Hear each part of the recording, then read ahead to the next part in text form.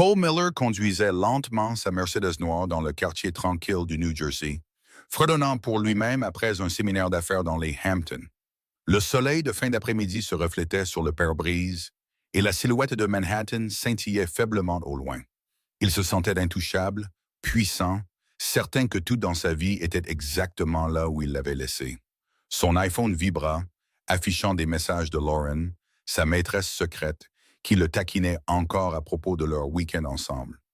Il eut d'un sourire narquois, jeta le téléphone de côté et sortit de la voiture. Mais au moment où il ouvrit la porte d'entrée, l'air semblait étrange.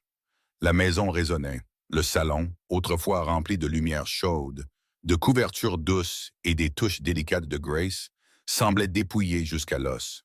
Le canapé avait disparu. La photo de mariage encadrée manquait. Même le tapis que Grace aimait tant s'était volatilisé. Cole cligna des yeux, pensant qu'il s'était peut-être trompé de maison. Mais non, il y avait bien la rayure sur le mur, là où il avait fait tomber sa maillette. Il y avait le comptoir de la cuisine où il laissait ses bouteilles de bière vides. Simplement vides. Il appela « Grace, ma chérie ».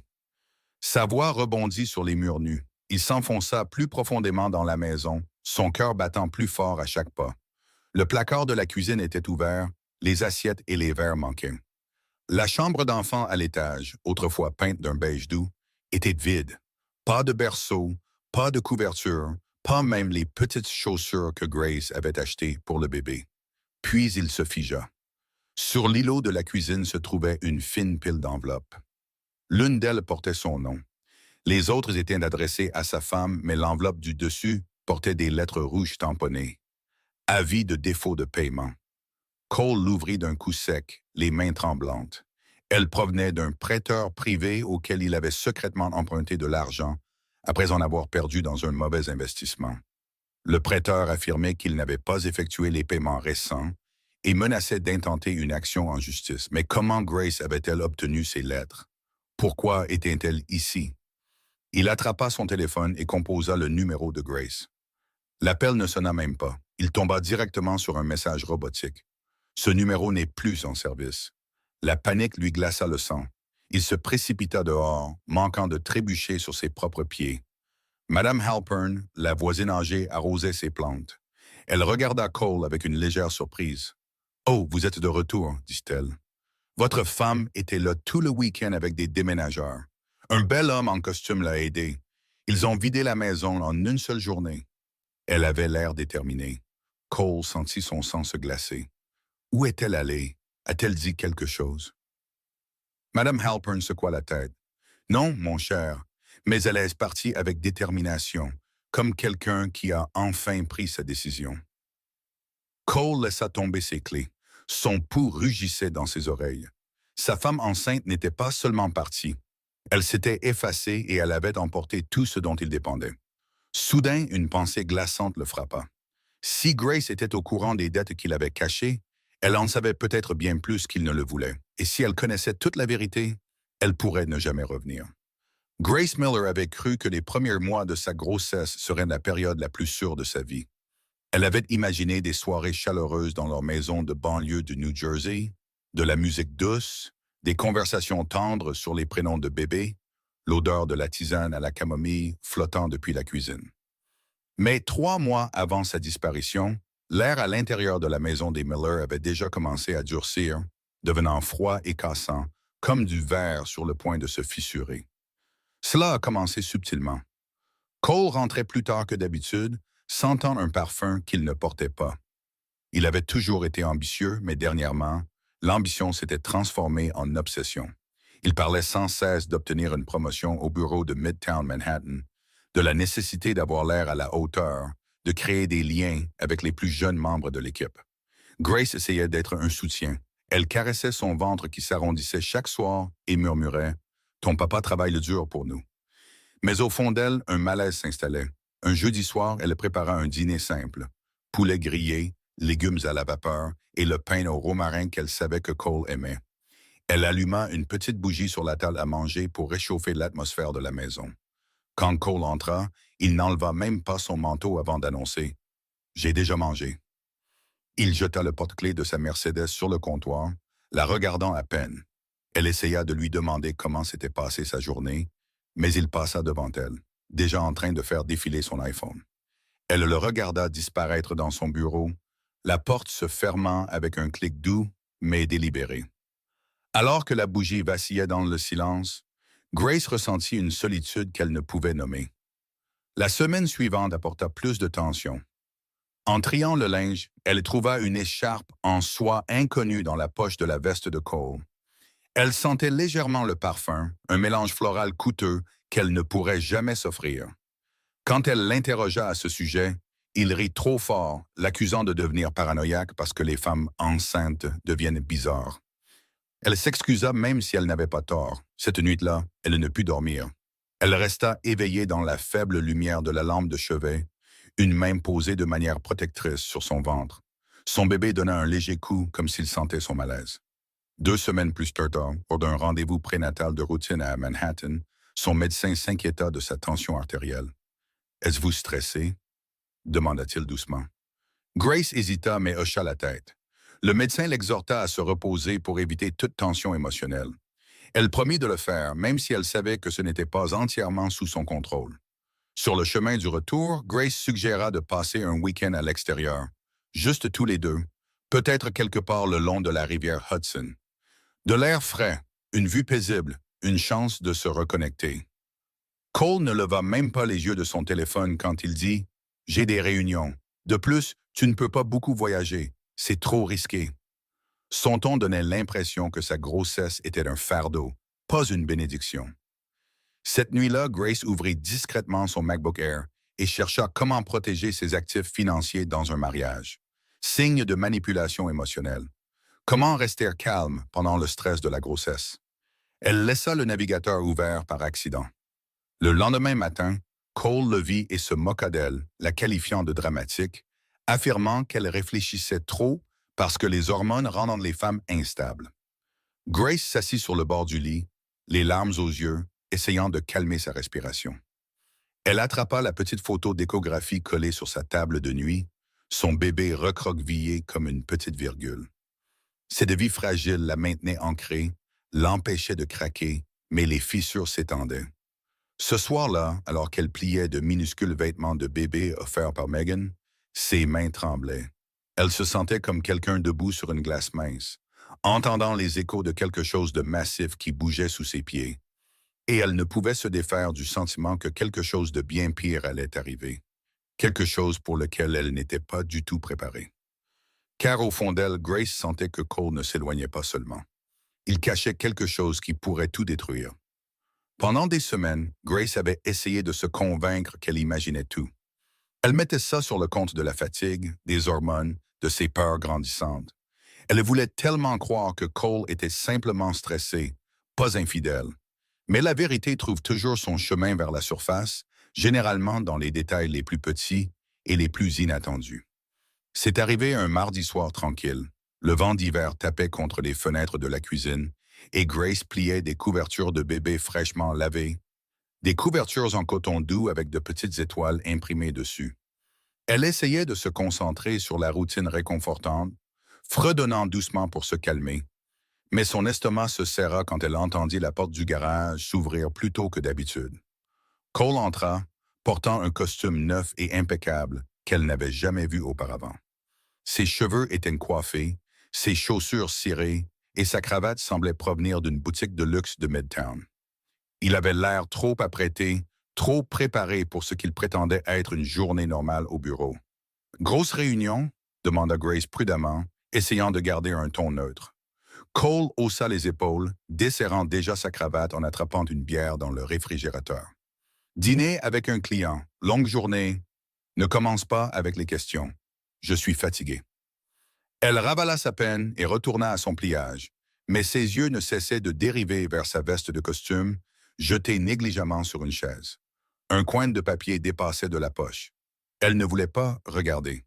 Elle se disait de ne pas le faire, mais quelque chose en elle murmura. « Tu dois savoir. » Quand Cole monta prendre sa douche, Grace attrapa la veste avec des mains tremblantes et sortit le bout de papier. C'était un reçu d'un restaurant sur un toit de la 5e avenue, horodaté à 23h47 la nuit dernière. Un restaurant que Cole avait prétendu être trop cher pour des dîners réguliers. Le repas était pour deux, et le vin. Le vin seul coûtait plus que son budget d'épicerie mensuel. La gorge de Grace se serra, son cœur martelait douloureusement contre ses côtes. Elle fixa le reçu jusqu'à ce que l'encre semble se brouiller. Ses doigts s'engourdirent autour du papier fin. Elle essaya de respirer, mais chaque inspiration semblait être du verre dans ses poumons. Elle remit le reçu exactement là où elle l'avait trouvé, lissant la veste avec des mains tremblantes. Elle ne voulait pas se disputer. Pas ce soir. Pas quand le bébé donnait des coups à chaque fois qu'elle était contrariée. Mais l'univers n'en avait pas fini avec elle. Plus tard, en passant devant le bureau de Cole, elle l'entendit rire doucement. Un rire doux et séducteur qu'elle ne lui avait pas entendu adresser depuis des années. Avant de pouvoir s'arrêter, elle jeta un coup d'œil par l'entrebâillement de la porte. Cole était adossé à sa chaise de bureau, le téléphone collé à l'oreille, la voix basse et chaleureuse. « Oui, Lauren, la nuit dernière l'était parfaite. Je ne peux pas m'arrêter de penser à toi. » Le sang de Grace se glaça. Elle ne bougea pas, ne respira pas. Il continua en riant. « Ne t'inquiète pas pour ma femme. Elle est distraite par les trucs de la grossesse. Elle ne remarque presque plus rien. » Ces mots la poignardèrent plus profondément que n'importe quelle lame. Grace posa une main sur son ventre de manière protectrice. Son bébé bougea doucement comme s'il sentait sa douleur. Elle recula lentement, faisant attention à ne pas faire de bruit, des larmes coulant silencieusement sur ses joues. Elle s'enfuit dans la chambre, ferma doucement la porte et s'effondra sur le sol. Le monde semblait insupportablement lourd. La maison semblait trop petite, trop froide, trop dangereuse. Son cœur battait la chamade dans ses oreilles alors qu'elle réalisait la terrible vérité. Il n'y avait pas de malentendu, pas de coïncidence, pas d'excuse. Son mari la trompait et il se sentait assez confiant pour en rire dans leur propre maison. Mais le coup le plus cruel était encore à venir. Car lorsque Grace vérifia son téléphone cette nuit-là, elle trouva une demande de message d'un numéro inconnu contenant une photo de Cole et d'une femme blonde enlacée sous la silhouette de Manhattan. Et le message en dessous disait « Il m'a dit qu'il te quitterait bientôt ». Grace fixa le message si longtemps que les lettres se dissolurent presque sur son écran. Ses mains tremblaient si violemment qu'elle dut poser le téléphone sur la table de nuit avant de le faire tomber. Elle sentait son pouls battre dans son cou, au bout de ses doigts, dans la courbe de son ventre. Elle ne pouvait plus respirer, plus penser. La pièce bascula un instant et elle dut s'agripper au bord du lit pour se stabiliser. Elle se dit de ne pas ouvrir la photo, mais elle le fit. Elle était prise de loin, mais il n'y avait aucun doute, absolument aucun, sur l'identité de l'homme sur la photo. Cole se tenait sur le bord d'un toit de Manhattan, les lumières de la ville scintillant derrière lui comme un millier de petits témoins. Son bras était enroulé fermement autour d'une femme blonde en robe rouge. Lauren, il se tenait proche, intime, leur proximité naturelle, comme si ce n'était pas une liaison secrète, mais une relation normale et ouverte. Lauren riait en le regardant. Et Cole ne souriait pas seulement. Il paraissait de nouveau jeune, insouciant, vivant d'une manière qu'il ne l'était plus jamais avec Grace. Il ressemblait à un couple amoureux. Grace sentit quelque chose se briser en elle. Le dernier morceau fragile d'espoir auquel elle s'était désespérément accrochée. Elle s'affaissa sur le lit, pressant ses deux mains sur sa bouche pour empêcher les sanglots de s'échapper. Sa poitrine se serra comme si quelqu'un avait enroulé des bandes de fer autour de ses poumons. Elle ne savait pas combien de temps elle resta assise ainsi. Des minutes, des heures. Le temps se brouilla. Finalement, la porte grinça et s'ouvrit. Cole entra, les cheveux humides de la douche, l'air frais, presque suffisant. Il jeta sa serviette sur une chaise et s'étira comme s'il n'avait aucun poids sur les épaules. « Tu es encore réveillé ?» demanda-t-il, feignant la surprise. Grace força sa respiration à se calmer. Elle s'essuya rapidement les joues, espérant que la faible lumière cacherait ses yeux gonflés. « Je n'arrivais pas à dormir, » murmura-t-elle. Cole hocha à peine la tête. « Tu devrais essayer plus fort.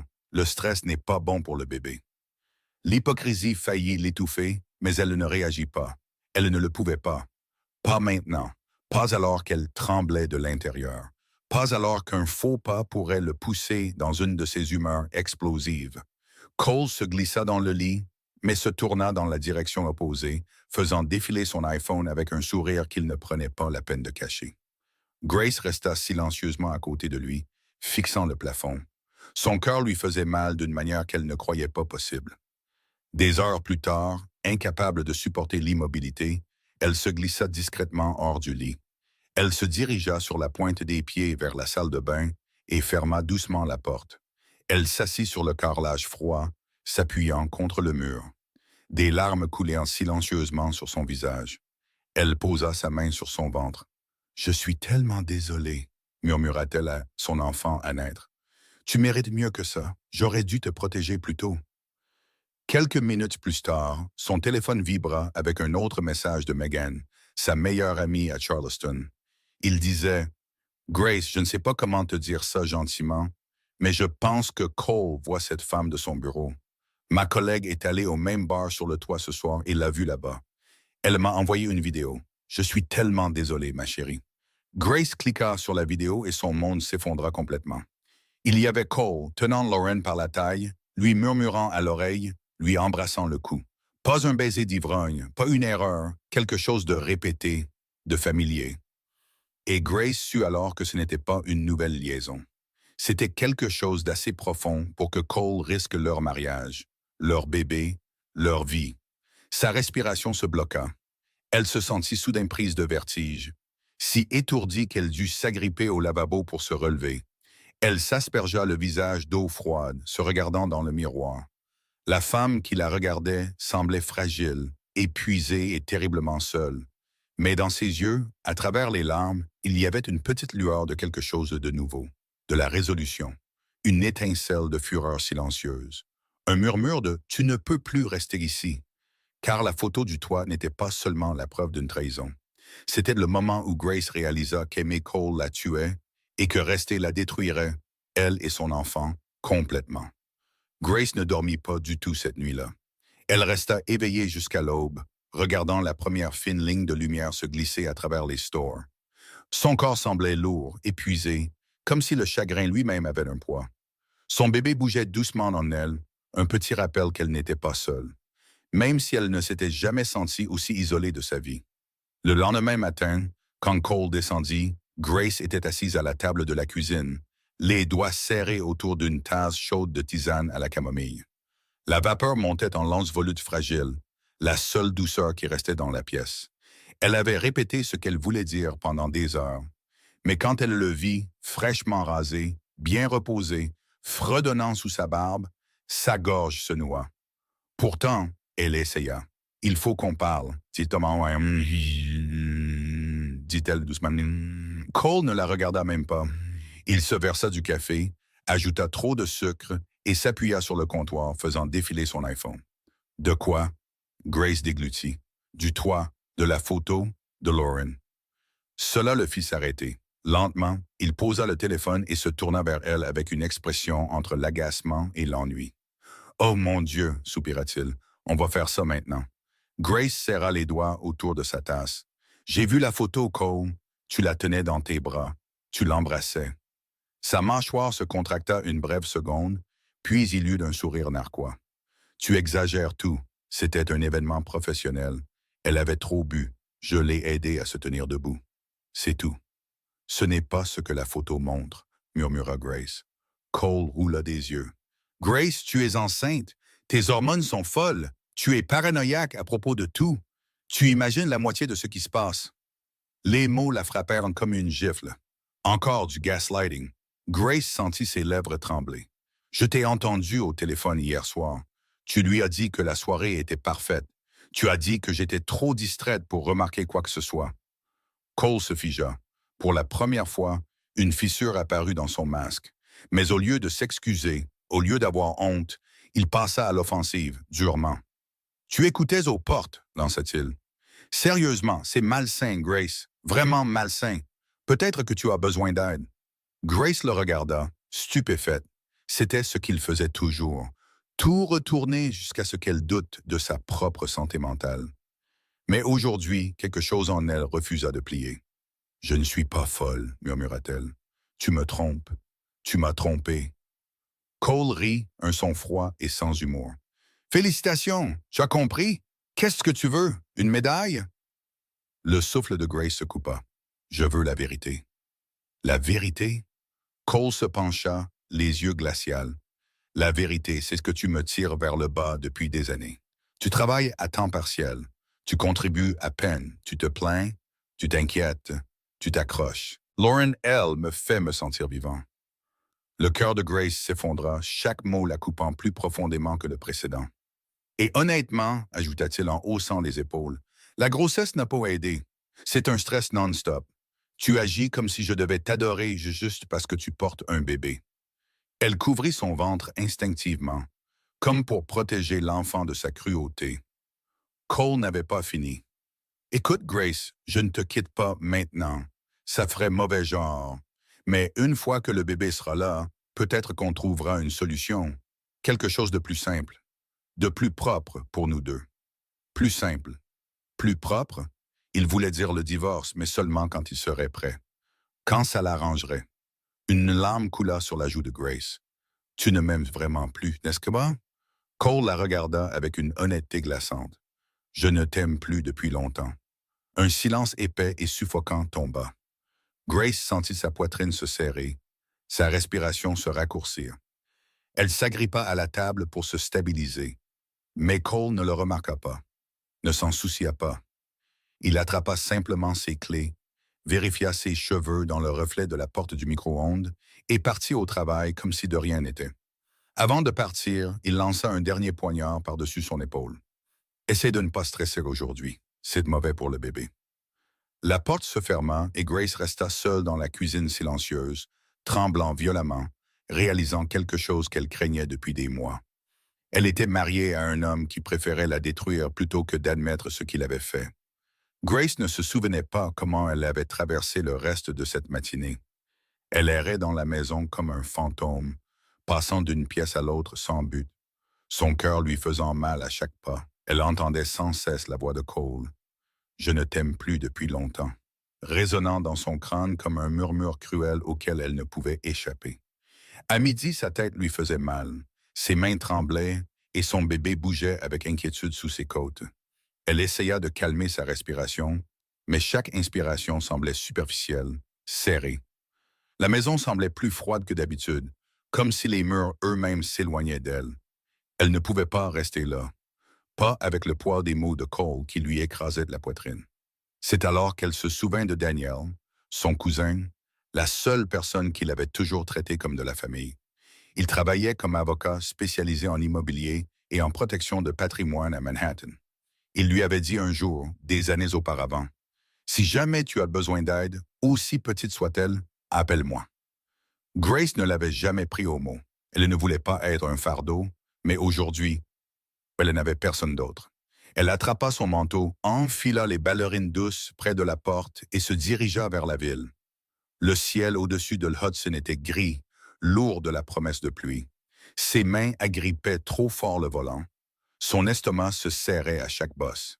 Elle savait qu'elle ne devrait pas conduire dans cet état, mais rester à la maison semblait bien plus dangereux. Le bureau de Daniel se trouvait au 23e étage d'un élégant immeuble de verre surplombant Park Avenue.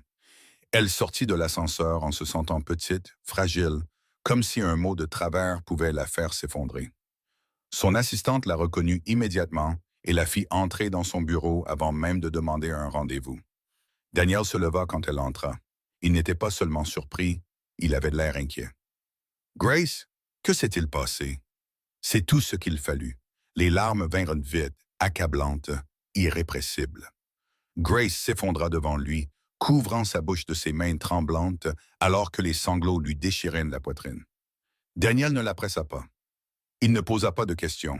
Il lui tendit simplement une boîte de mouchoirs, ferma les stores et attendit patiemment qu'elle puisse à nouveau respirer. Quand elle releva enfin la tête, elle avait l'air épuisée, les yeux gonflés, les joues spaumes, les épaules affaissées. « Raconte-moi tout », dit doucement Daniel. Elle le fit. Elle lui parla de la photo du toit, de la vidéo, de l'écharpe, des nuits tardives, du gaslighting, de la cruauté, de la façon dont Cole rejetait sa douleur comme si c'était un inconvénient. Et quand elle arriva à la partie où Cole lui avait dit qu'il ne l'aimait plus depuis longtemps, sa voix se brisa si profondément que Daniel dut détourner le regard un instant. Quand elle eut fini, la pièce devint silencieuse. Daniel se pencha en avant, son expression devenant sérieuse, dangereusement sérieuse.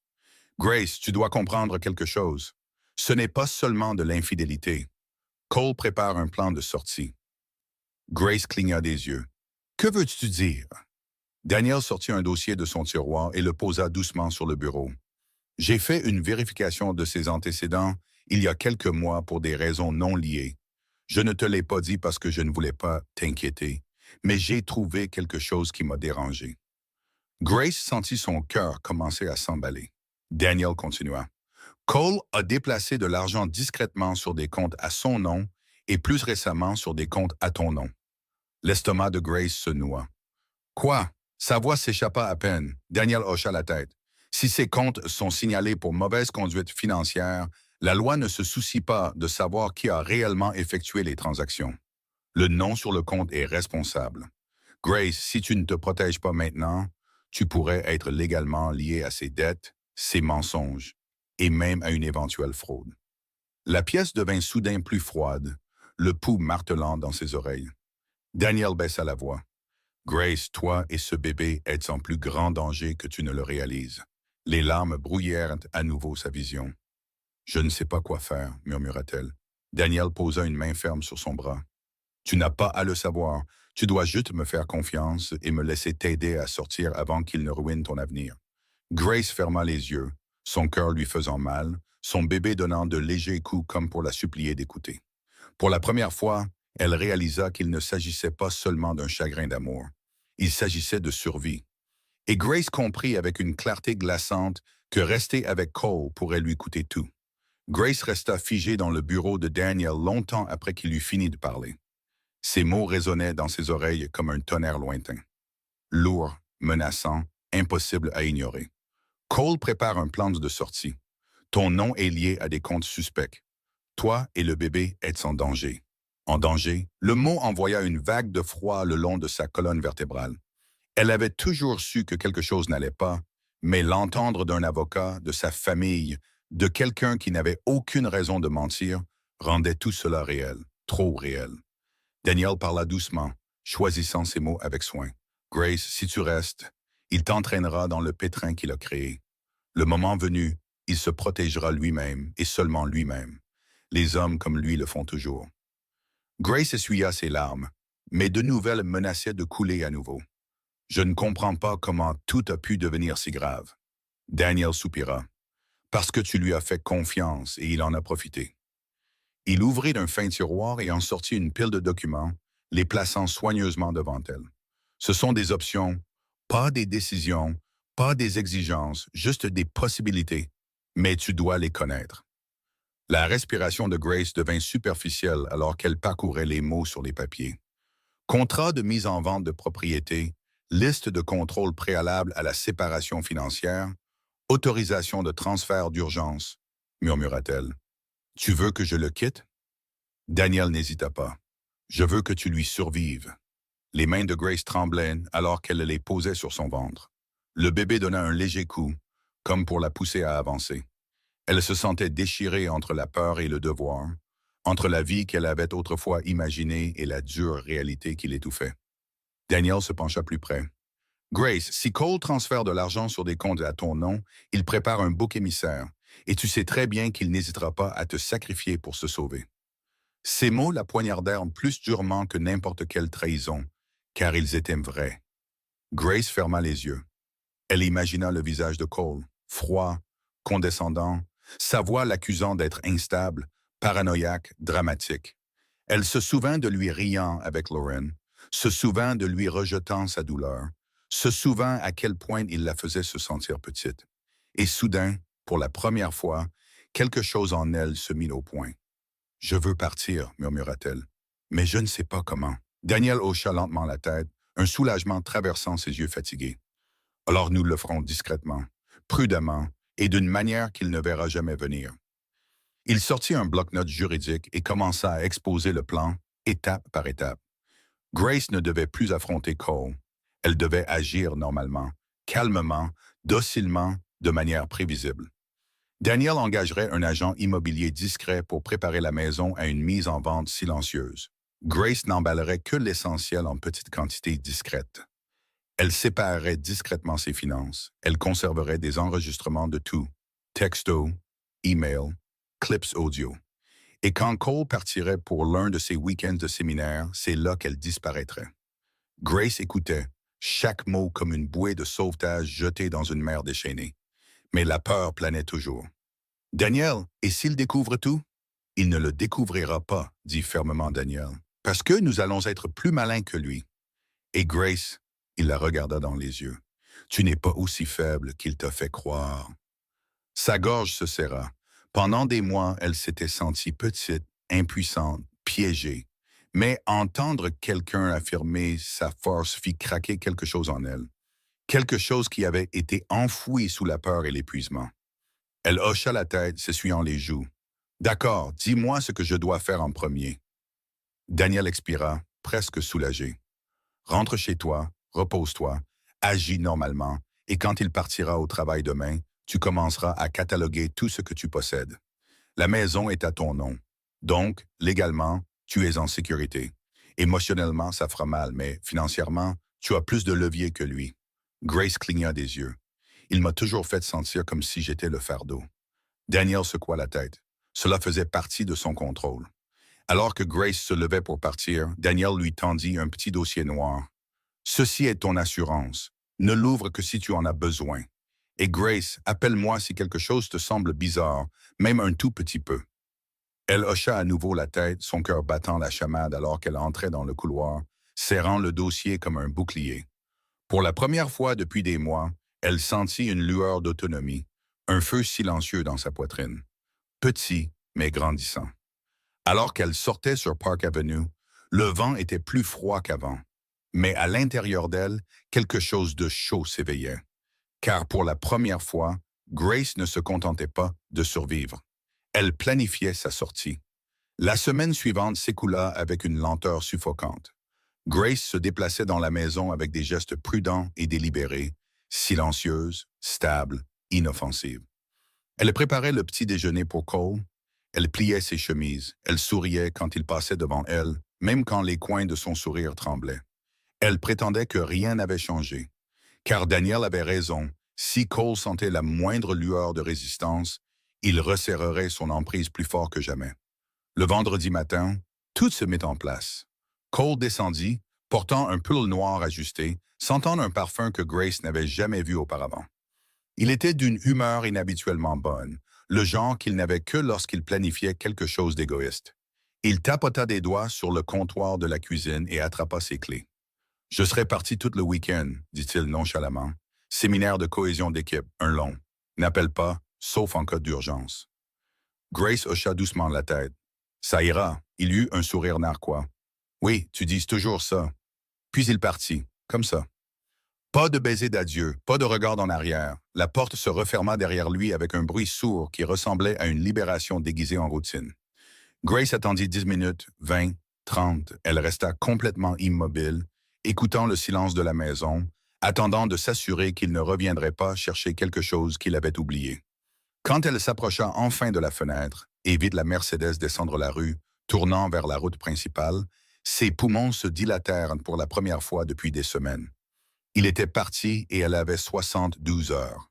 Elle attrapa son téléphone. « Daniel, » murmura-t-elle, « c'est le moment. » Il arriva en moins de 40 minutes, portant une veste grise, plusieurs boîtes en carton plié et un dossier en cuir noir. « On bouge vite, » dit-il. « S'il est dans les Hamptons, il ne donnera pas de nouvelles avant des heures.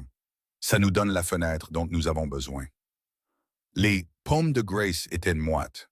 Son estomac se serra alors que son bébé donnait des coups sous ses côtes, réagissant à la tension. « J'ai peur. » Daniel posa une main rassurante sur son épaule. « La peur te garde alerte, mais elle ne te contrôle plus. Commençons. » Ils commencèrent par la chambre d'enfant. C'était la pièce la plus difficile. La respiration de Grace se bloqua alors qu'elle pliait de minuscules grenouillères, celles qu'elle avait passé des semaines à choisir avec une excitation tremblante. Daniel remarqua ses mains tremblantes et prit doucement le relais, emballant chaque article comme s'il s'agissait de quelque chose de fragile et de sacré. Tu fais ce qu'il faut, lui rappela-t-il doucement. Elle hocha la tête même si son cœur lui faisait mal. Ensuite, ils passèrent à la chambre. Grace ne rassembla que ce dont elle avait besoin. 3 changements de vêtements, ses vitamines prénatales, son ancien chargeur d'iPhone et un petit journal qu'elle gardait caché sous le lit. Elle laissa derrière elle l'album de mariage. Elle ne pouvait pas supporter de l'emporter. Puis vint la partie importante.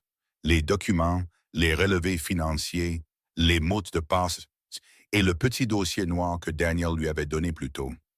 Quand elle l'ouvrit cette fois, elle y trouva des captures d'écran imprimées, des preuves des faux comptes de Cole, des transferts, des emails tardifs avec Lauren et même des messages suggérant qu'il avait l'intention de restructurer les finances une fois le bébé arrivé. Ses genoux vacillèrent. Il allait vraiment me ruiner. La mâchoire de Daniel se contracta. C'est pourquoi nous ne lui en donnons pas la chance. En fin d'après-midi, la maison semblait étrangement vide. Pas vide, mais plus un foyer. Alors qu'il faisait une pause pour respirer, Grace jeta un coup d'œil par la fenêtre. De l'autre côté de la rue, Madame Halpern regardait depuis son porche, son expression inquiète. Grace leva la main dans un salut silencieux. La femme âgée sourit tristement, comme si elle savait déjà que cet adieu était permanent. Le soir, l'agent immobilier arriva, une femme discrète en qui Daniel avait confiance. Elle parcourut la maison, évaluant tout efficacement. « Si nous baissons légèrement le prix, dit-elle, je peux mettre l'annonce en ligne ce soir. Et avec le marché actuel, elle pourrait être sous contrat dès demain matin. » Grace hocha la tête, la voix tremblante. « Faites-le. » L'agent lui lança un regard compatissant. « Vous êtes courageuse. » Courageuse, Grace ne s'était jamais sentie moins courageuse de sa vie, mais il n'y avait pas de retour en arrière possible. Alors que le soleil se couchait, projetant de longues ombres sur les sols vides, Grace se tenait au centre du salon, la main sur son ventre, murmurant doucement « Nous partons, nous allons quelque part en sécurité. » Pour la première fois, elle sentit son bébé répondre, non pas avec peur, mais avec un coup de pied doux, presque plein d'espoir. Et c'est là qu'elle réalisa la vérité. Ce n'était pas la fin de sa vie. C'était le moment où elle prenait enfin sa vie en main. Le lendemain matin arriva avec un ciel gris et fin, lourd et immobile, comme si le monde retenait son souffle avec elle. Grace se réveilla tôt, incapable de se défaire de la tension dans sa poitrine. La maison semblait plus froide, plus vide, résonnant presque de souvenirs qu'elle voulait oublier. Aujourd'hui était le jour où tout devenait réel. Aujourd'hui, le premier camion de déménagement arriverait. Daniel arriva juste après le lever du soleil, portant un thermos de café pour lui et une tisane décaféinée chaude pour elle. « Tu as dormi un peu ?» demanda-t-il. Grace secoua la tête. « J'ai peur que si je ferme les yeux, je me réveillerai et il sera dans l'embrasure de la porte. »« Il ne le sera pas, » dit fermement Daniel. « Il ne sera pas de retour avant des jours, et le temps qu'il réalise quoi que ce soit, il sera trop tard pour qu'il puisse arrêter quoi que ce soit. » Grace respira profondément et hocha la tête. Son bébé bougea sous ses côtes, agité, comme s'il absorbait sa nervosité. À 9 heures précises, le camion de déménagement gronda dans la rue tranquille de banlieue. Le son fit sursauter le cœur de Grace. Elle se sentit exposée, vulnérable. Et si les voisins posaient des questions? Et si Cole vérifiait soudainement les caméras de la maison? Mais Daniel avait déjà désactivé tous les dispositifs de sécurité que Cole avait installés, les remplaçant par un système de base hors ligne qu'il contrôlait. « Tu es invisible ici maintenant », la rassura-t-il. « Gardons les choses ainsi. » 2 déménageurs sortirent du camion, forts et silencieux. Ils suivirent les instructions de Daniel sans un seul regard curieux. Grace regardait depuis le couloir alors qu'ils sortaient les meubles pièce par pièce. Le berceau, son bureau de design, le petit canapé qu'elle avait acheté d'occasion des années auparavant. La table de cuisine où elle avait autrefois cru que des repas de famille seraient partagés. Chaque objet passant par la porte ressemblait à un adieu. Au milieu de la matinée, le bébé donna un coup de pied sec et Grace s'appuya contre le mur. Sans qu'il comme un poisson quand même. Essayant de calmer sa respiration, Daniel le remarqua immédiatement. « Tu as besoin d'une pause, dit-il. »« Bali, dit-il, mais Grace secoua la tête. « Si je m'arrête, je ne sais pas si je continuerai. » Elle se dirigea vers la chambre d'enfant, autrefois le seul espace lumineux de la maison. Maintenant, elle était dépouillée, juste une faible trace de l'endroit où se trouvait le berceau. Sa gorge se serra. Je voulais que cette pièce soit un refuge, murmura-t-elle. Je voulais qu'il, mon enfant, grandisse dans une maison qui semblait paisible. Daniel se plaça à côté d'elle. Tu lui donnes quelque chose de mieux, dit-il doucement. Une vie sans peur. Grace hocha la tête, s'essuyant rapidement les yeux. À midi, les déménageurs finirent de charger le camion. Ils tendirent à Daniel la feuille d'inventaire finale et il la signa. Grace regarda les portes du camion de déménagement se refermer avec un bruit sourd et métallique, un son qui semblait étrangement final, comme la fermeture d'un chapitre qu'elle n'aurait jamais pensé quitter. De l'autre côté de la rue, Madame Halpern s'approcha lentement, tenant un panier de muffins aux myrtilles. Ses yeux étaient compatissants, presque savants. « Vous partez, n'est-ce pas, ma chère ?» demanda-t-elle. Grace déglutit difficilement. « Oui, mais je ne peux pas tout expliquer. » La femme âgée lui toucha doucement le bras. « Vous n'avez pas à le faire. J'ai assez vu de choses dans la vie pour reconnaître quand une femme fuit pour sa sécurité. » Les lèvres de Grace tremblèrent. « Voulez-vous... » Sa voix se brisa. « Voulez-vous ne rien lui dire? » Madame Halpern se redressa, soudain féroce. « Je lui dirai que je n'ai rien vu. » Grace sentit une chaleur se répandre dans sa poitrine. Un petit cadeau inattendu au milieu du chaos. En fin d'après-midi, la maison était presque vide. Seules des boîtes de documents, quelques sacs de vêtements et son ordinateur portable restaient. Tout l'essentiel était emballé dans la voiture de Daniel, caché derrière des vitres teintées. Grace s'attarda une dernière fois dans l'embrasure de la porte. La maison semblait morte maintenant, sans émotion, une coquille de la vie qu'elle avait autrefois espéré construire. Daniel lui toucha l'épaule. « Grace, il est temps. » Elle hocha la tête. Alors qu'il sortait, une vive rafale de vent balaya la cour, dispersant quelques feuilles sur le porche. C'était comme si le monde expirait, se dégageait, changeait, la poussant à avancer. Et à ce moment-là, Grace réalisa quelque chose avec une clarté saisissante. Elle ne fuyait pas sa vie. Elle courait vers un avenir qu'elle avait enfin choisi pour elle-même. Grace n'avait presque pas dormi la nuit précédente, mais elle se força à sortir du lit tôt. Aujourd'hui n'était pas juste un autre jour d'emballage ou de planification. Aujourd'hui, elle avait un rendez-vous prénatal à Manhattan, un rendez-vous qu'elle ne pouvait pas manquer. Son corps semblait plus lourd que d'habitude, sa respiration plus courte, ses pas plus lents. Le stress de la semaine passée s'accrochait à elle comme un brouillard épais, se resserrant autour de ses côtes. Daniel insista pour la conduire. « Pas de discussion, » dit-il en ouvrant la portière passager. « Tu n'iras pas seule. » Grace ne le contredit pas. Elle n'en avait pas la force. Le trajet jusqu'à Manhattan fut silencieux, à l'exception du bourdonnement du trafic et du doux cliquetis du clignotant. Grace regardait la silhouette de la ville se dresser devant eux. D'habitude, une vue qui la remplissait d'admiration. Aujourd'hui, cela ressemblait à un rappel de tout ce qui s'effondrait autour d'elle. Le monde de Cole, les mensonges de Cole, le territoire de Cole. Quand ils atteignirent le bâtiment médical, Daniel proposa d'entrer avec elle, mais elle secoua la tête. « Je dois faire ça seule, » murmura-t-elle. Elle entra dans l'ascenseur, entourée d'étrangers, mais se sentant complètement isolée. Quand les portes s'ouvrirent au 14e étage, l'odeur familière d'antiseptique et de lavande légère l'accueillit. La réceptionniste sourit chaleureusement. « Bonjour, Grace. Vous êtes un peu en avance aujourd'hui. »« Je voulais juste m'enregistrer plus tôt, » répondit doucement Grace en se frottant le ventre.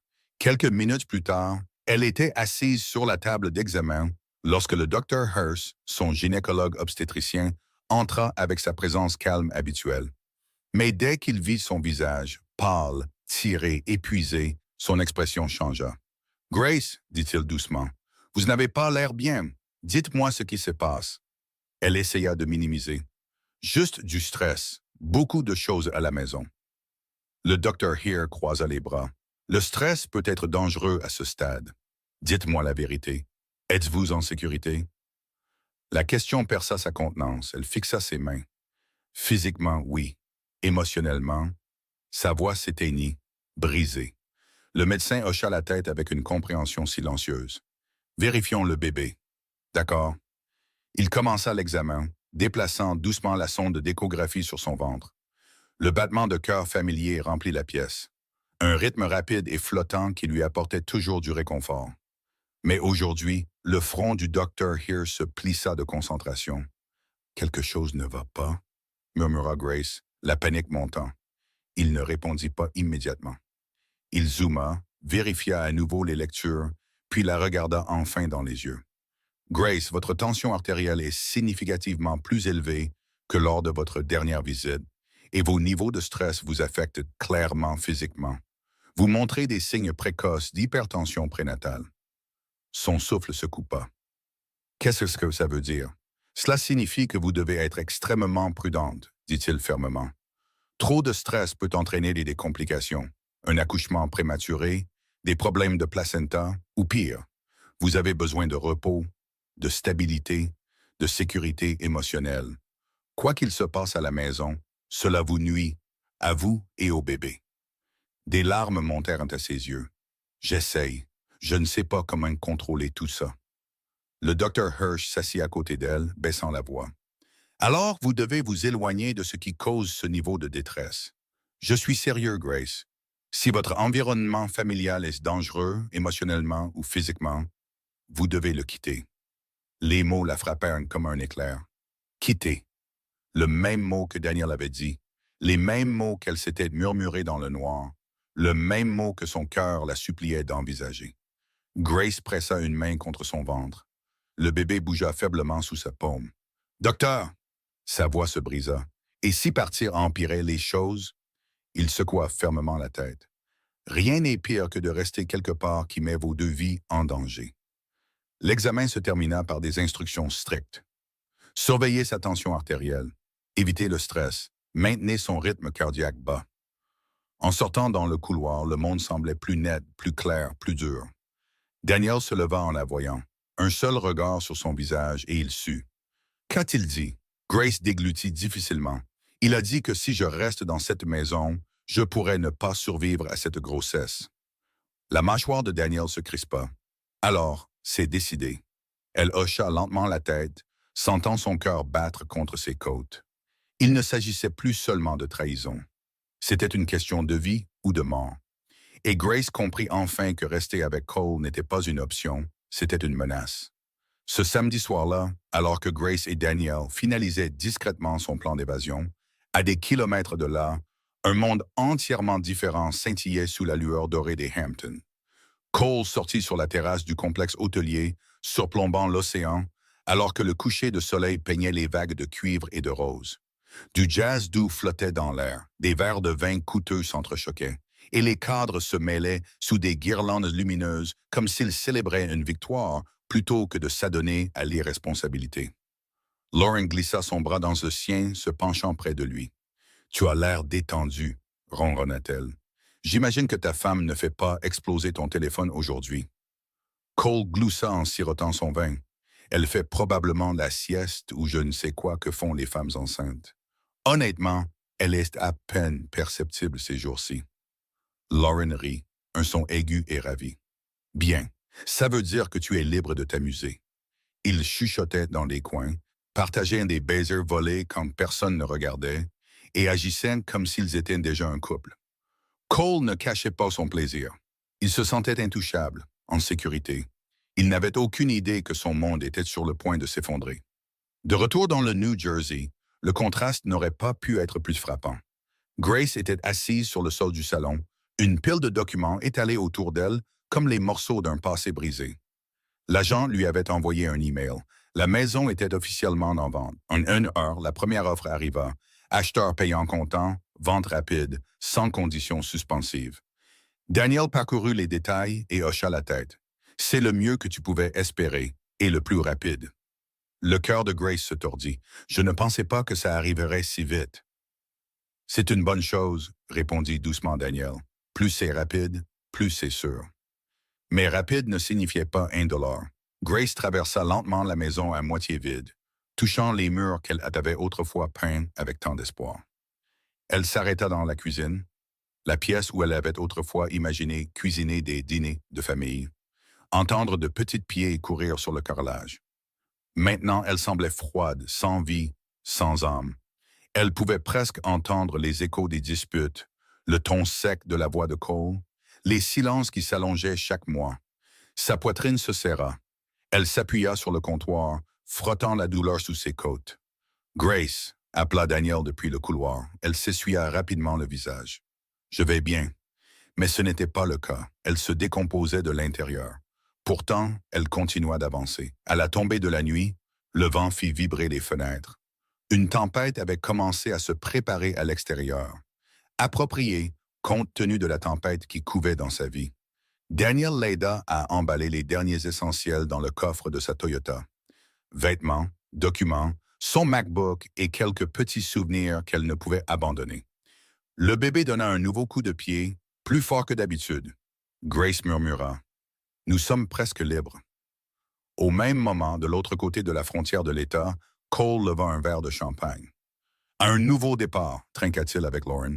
Elle gloussa et entrechoqua son verre contre le sien. « À nous. » L'ironie était presque cinématographique. De retour à la maison, Grace et Daniel étaient assis à la table de la salle à manger, examinant des papiers, lorsqu'une alerte soudaine retentit sur le téléphone de Grace. L'offre avait été mise à jour. L'acheteur augmentait légèrement le prix en échange d'une acceptation immédiate. Une larme coula sur la joue de Grace, non pas de tristesse, mais du poids émotionnel du moment. C'était réel. Ça arrivait.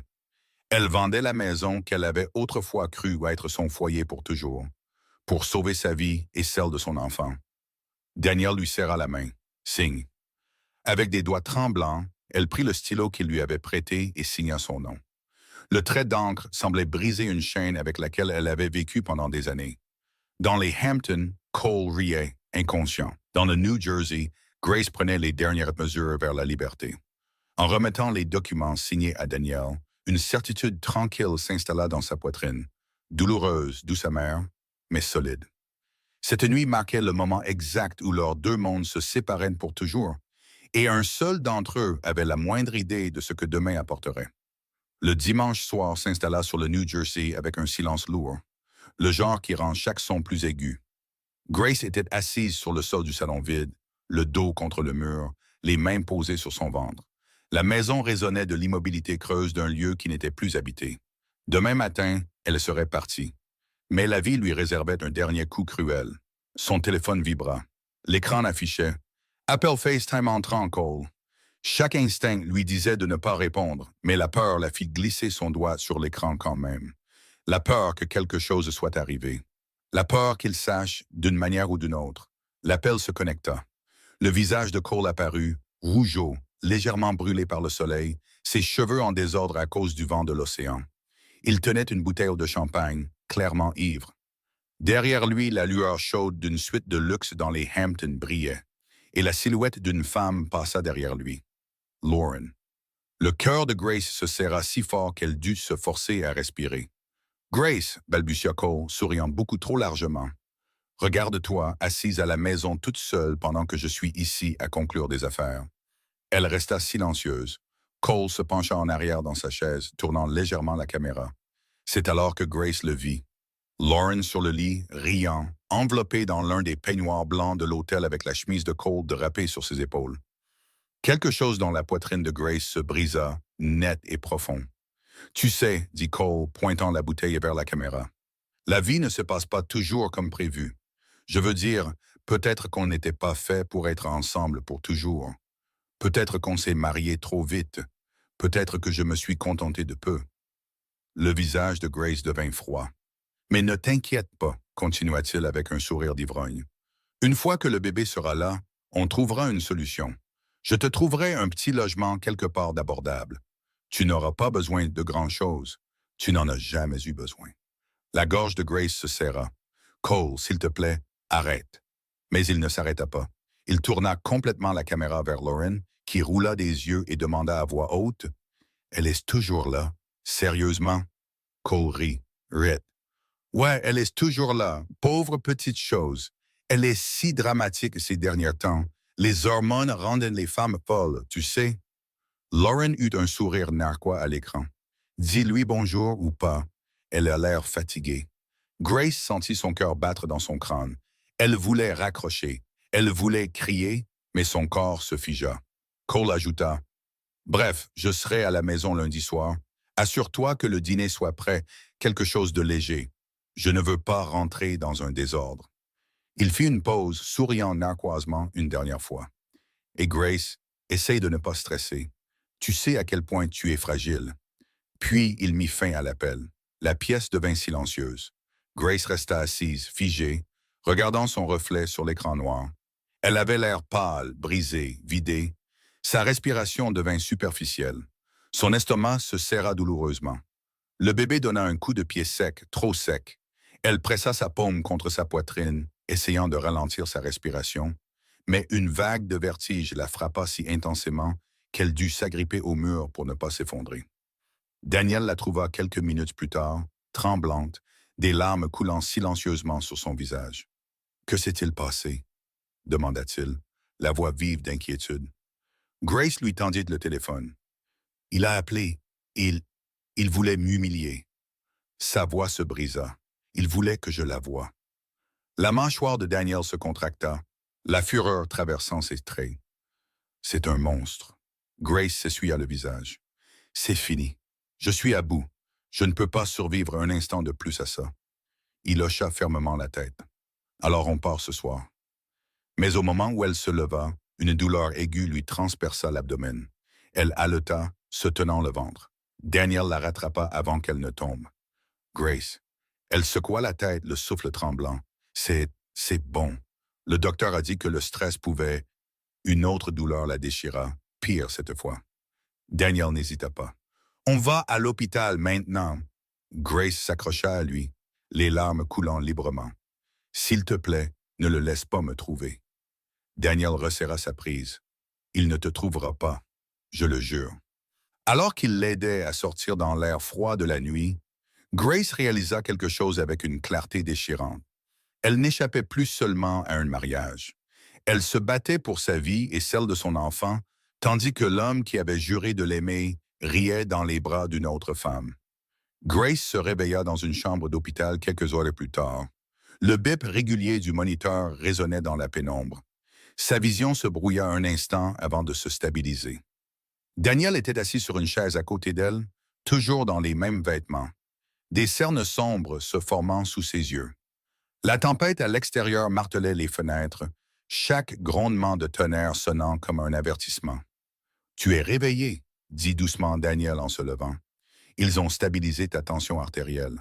Toi et le bébé êtes en sécurité pour l'instant. » Grace laissa échapper un souffle tremblant. Une main se posa instinctivement sur son ventre. Son bébé donna un léger coup de pépite, vivant, se battant, lui rappelant pourquoi elle ne pouvait pas faiblir.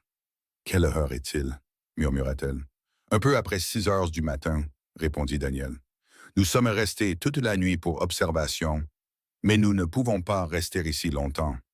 Si Cole rentre plus tôt et trouve la maison vide, le corps entier de Grace se glaça. Elle se redressa lentement. « Nous devons partir maintenant. » En 1 heure, elle fut autorisée à sortir avec des avertissements.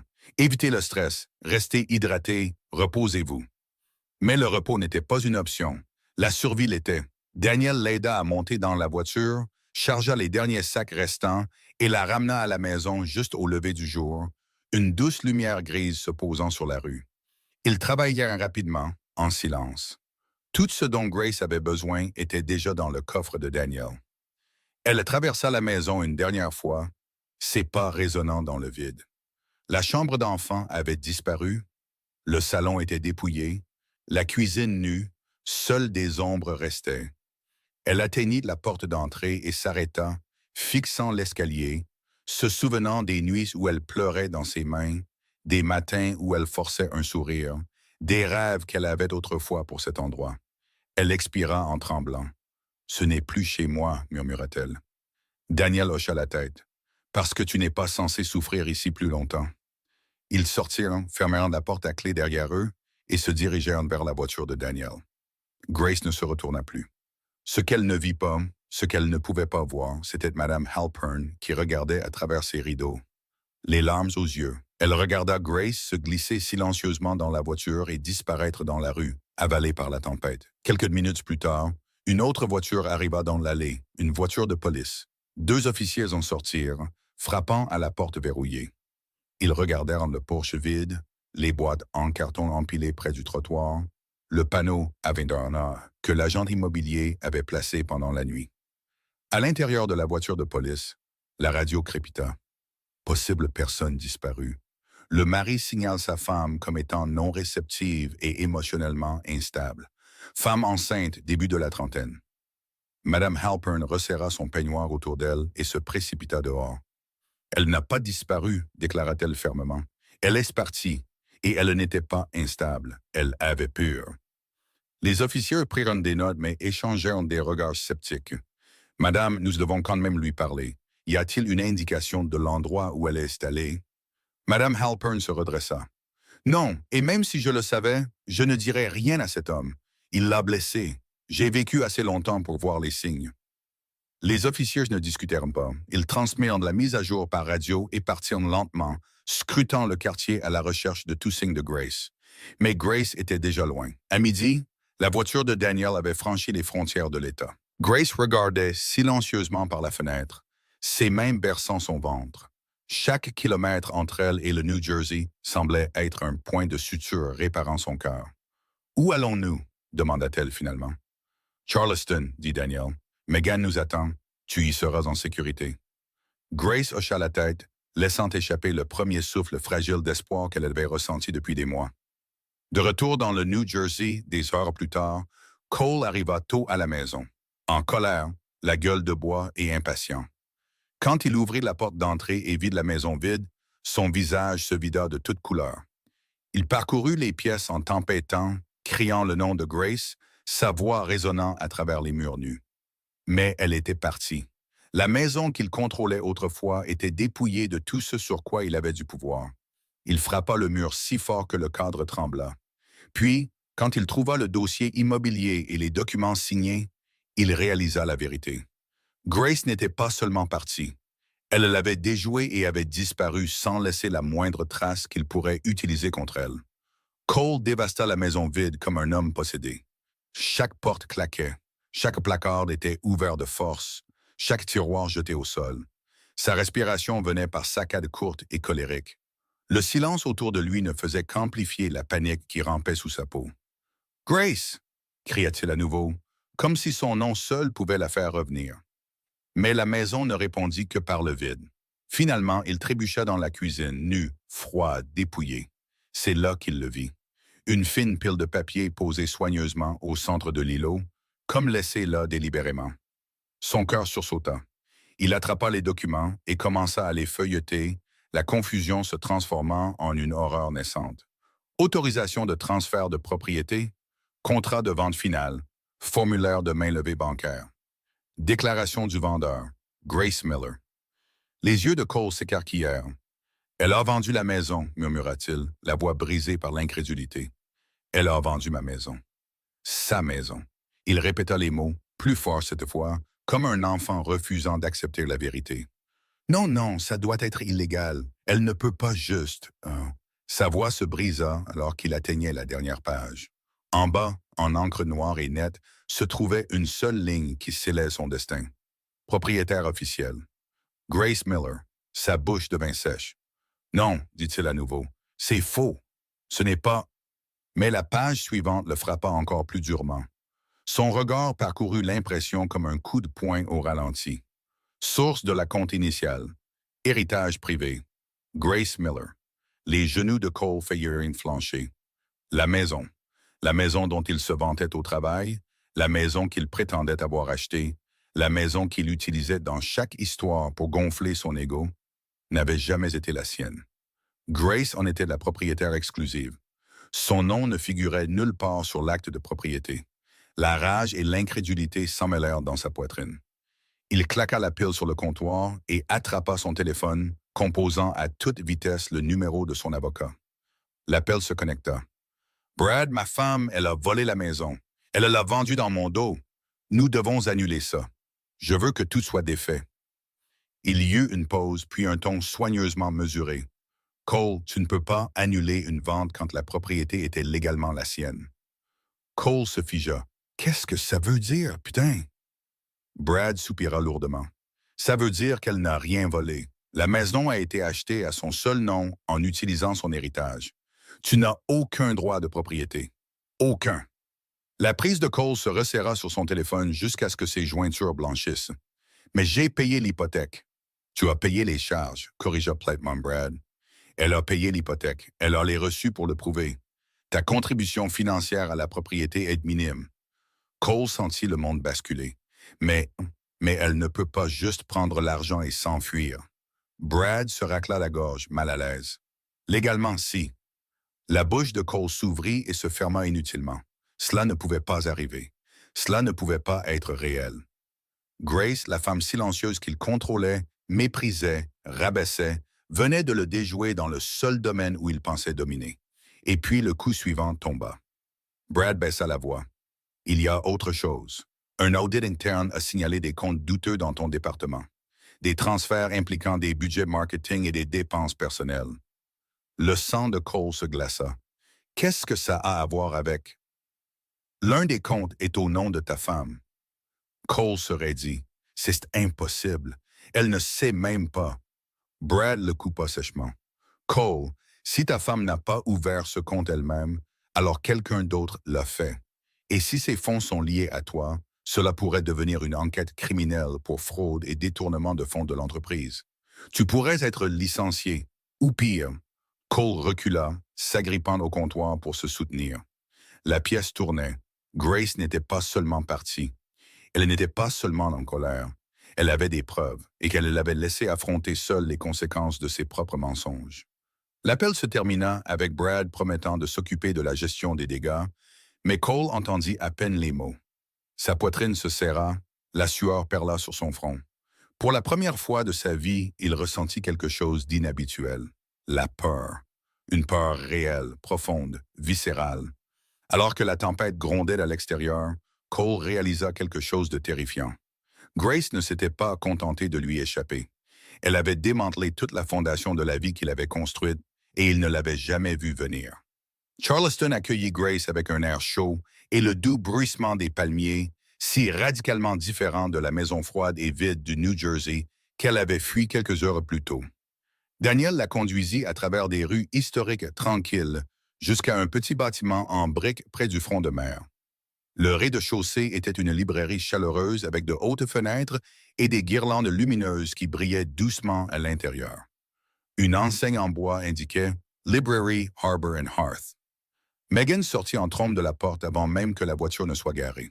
« Grace !» s'écria-t-elle en courant vers elle, ses bras s'enroulant autour de Grace avec le genre d'étreinte que seuls des amis de toujours peuvent donner. Serrée, rassurante, pleine de compréhension tacite. La respiration de Grace se bloqua. « Je suis si contente que tu sois là. » Megan lui prit les joues. « Tu es en sécurité maintenant.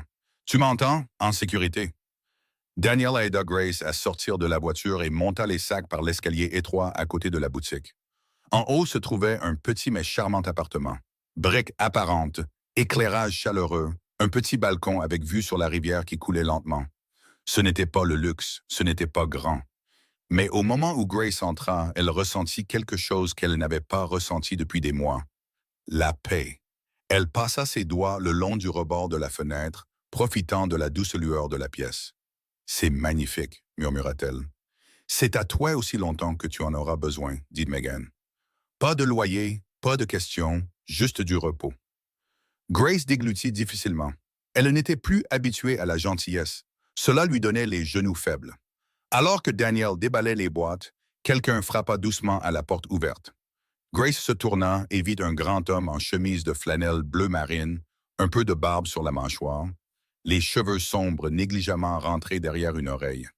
Ses yeux, d'un brun chaud et stable, rencontrèrent des siens avec une douceur tranquille. « Salut », dit-il en offrant un sourire timide. « Je suis Evan. Je suis le propriétaire de la librairie en bas. J'ai entendu dire que nous avions une nouvelle voisine à l'étage. » Grace força un petit sourire. « Salut, je suis Grace. »« Bienvenue, » dit doucement Evan. « Si vous avez besoin de quoi que ce soit, n'importe quoi, je suis juste en bas. Du bruit, des courses, de l'aide pour porter des choses, n'hésitez pas. » Elle hocha la tête, surprise de voir à quel point sa voix était réconfortante. Calme, chaleureuse, sûre d'une manière qu'elle n'attendait pas d'un étranger. Daniel s'approcha et lui serra la main. « Merci de la laisser rester ici. » Yvonne haussa modestement les épaules. Tout le monde a besoin d'un endroit où atterrir parfois. Grace sentit sa poitrine se serrer, non pas de peur cette fois, mais d'une douceur inhabituelle, un rappel que le monde comptait encore des gens bien. Après le départ d'Evan, Megan prépara du thé pendant que Grace s'asseyait sur le canapé, berçant son ventre. Le bébé donna un léger coup de pied, comme pour approuver le calme qui les entourait. Grace expira lentement. « Je ne sais pas comment recommencer à zéro. »« Tu n'as pas besoin de le savoir, » dit Megan. « Tu recommences juste à respirer. Le reste viendra. » Daniel ajouta, « Je m'occuperai de tout dans le New Jersey. Cole essaiera de te chercher, mais légalement, il ne peut pas te toucher pour le moment, et financièrement, tu es sur un terrain solide. La vente de la maison est passée. Les fonds sont sécurisés à ton seul nom. » Grace retint ses larmes. « Merci à vous deux. » À la tombée de la nuit, Megan descendit pour fermer la librairie et Daniel partit s'enregistrer dans un hôtel voisin. Grace se tenait sur le petit balcon, respirant l'odeur d'eau salée et de magnolia. Un air calme et chaud caressait sa peau. La ville bourdonnait doucement de vie. Pour la première fois depuis la découverte de la trahison de Cole, Grace ne se sentait pas traquée. Elle se sentait cachée, protégée, vivante. Elle se tourna vers la lueur provenant de la vitrine de la librairie en dessous. À l'intérieur, Evan empilait doucement des livres, fredonnant pour lui-même en travaillant. La vue, simple, douce, normale, fit se serrer quelque chose de doux dans sa poitrine. Elle ne le connaissait pas. Elle n'était prête à rien. Mais le sentiment de sécurité qui émanait de cette petite boutique l'apaisait. Elle murmura à son enfant à naître. « On va s'en sortir. Je te le promets. » Et bien qu'elle ne le sût pas encore, la vie tranquille au-dessus de la librairie n'était pas seulement une cachette.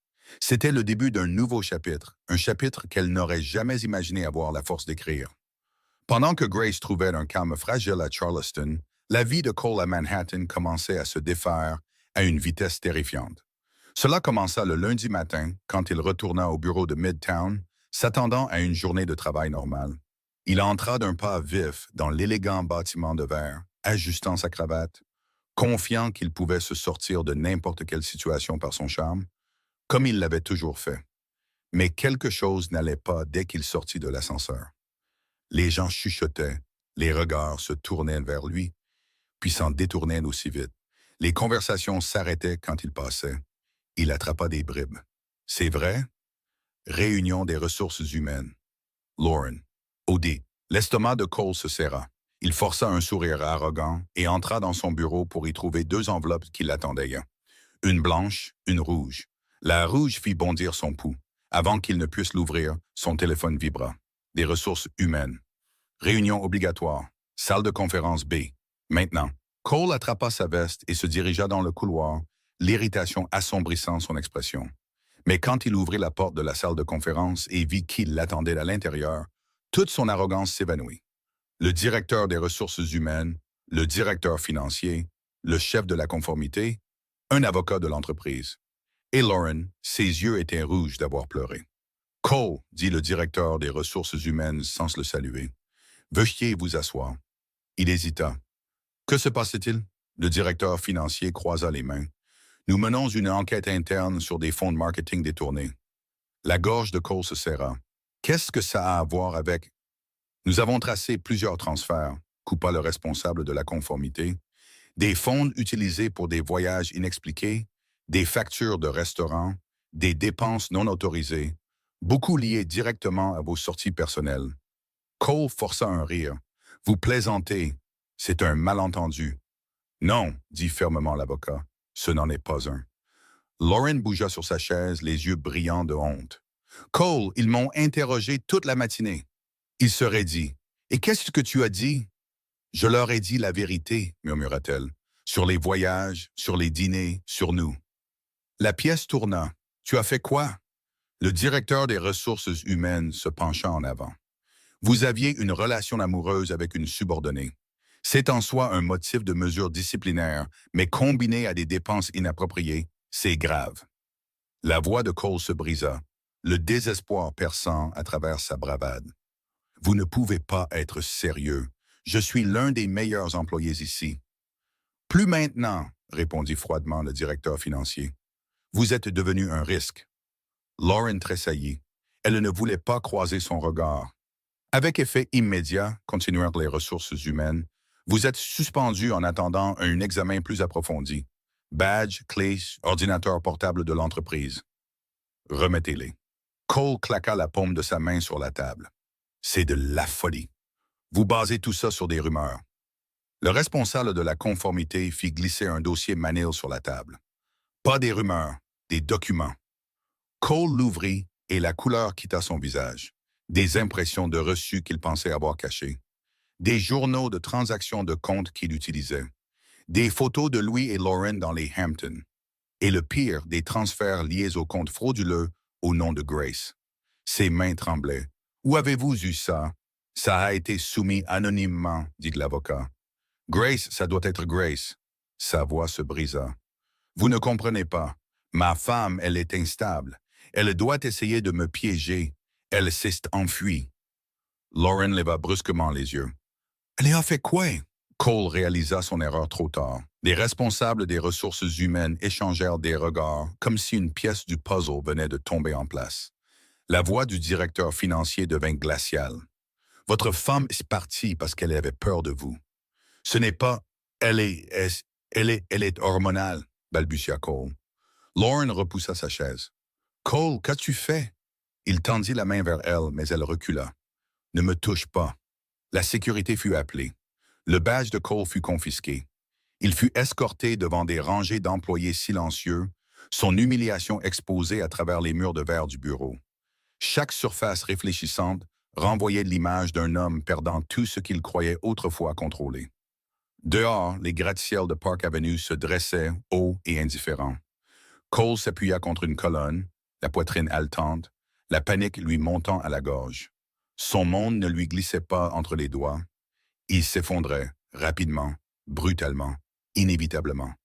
Et quelque part loin de là, la femme qu'il avait sous-estimée respirait librement pour la première fois. Grace n'avait pas détruit sa vie. Il l'avait fait tout seul et maintenant les conséquences le rattrapaient enfin. La première semaine à Charleston se passa dans un calme fragile. Grace s'installa dans le petit appartement au-dessus de la librairie, faisant de lentes promenades sur le balcon, sirotant une tisane chaude à la camomille que Megan préparait chaque soir, et laissant enfin son corps respirer. Mais la paix ne dure jamais longtemps quand quelqu'un comme Cole est de l'autre côté. Le 8e matin, la tempête arriva. Grace était assise à la petite table de la cuisine, examinant les notes prénatales que le Dr. Hears lui avait envoyées par email, quand son téléphone s'alluma avec un numéro qu'elle ne reconnaissait pas. Elle hésita, puis répondit. « Madame Miller », dit une voix sèche. « Ici l'officier Barnes du département de police du New Jersey. Votre mari a signalé votre disparition. » Le cœur de Grace s'arrêta. « Je n'ai pas disparu.